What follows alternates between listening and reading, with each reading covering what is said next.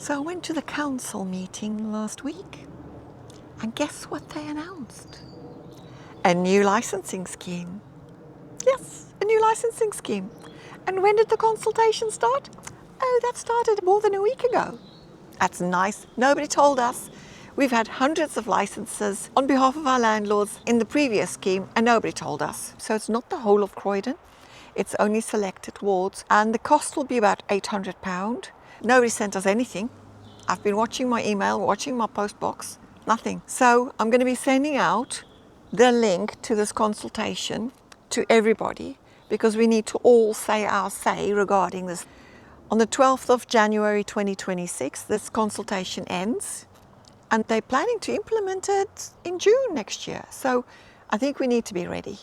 We need to fight this, because I don't think that the Renters' Rights Act and a licensing scheme is necessary, because the Renters' Rights Act already covers a whole lot of stuff that they are planning to be dealing with in the licensing scheme. So the licensing scheme, I've got here behind me what they're planning to do with the licensing scheme. The wards that they want to tackle. Now, I questioned them about one or two wards that I would have liked to have included in this. And they said to me, oh, there wasn't sufficient representation of the private rented sector in those wards, and that's why those wards were not included in the licensing scheme. So it's not the whole of Croydon, it's only selected wards, and the cost will be about £800.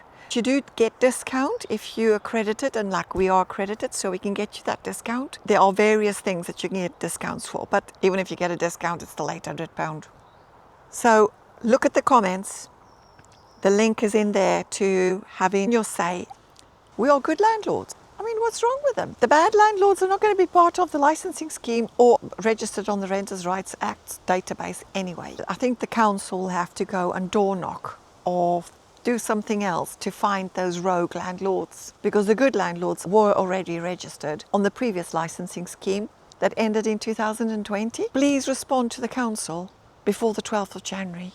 Don't forget, we must stand together against this licensing scheme, because it's going to bring on top of the Renters' Rights Act a whole lot of requirements which really are not necessary.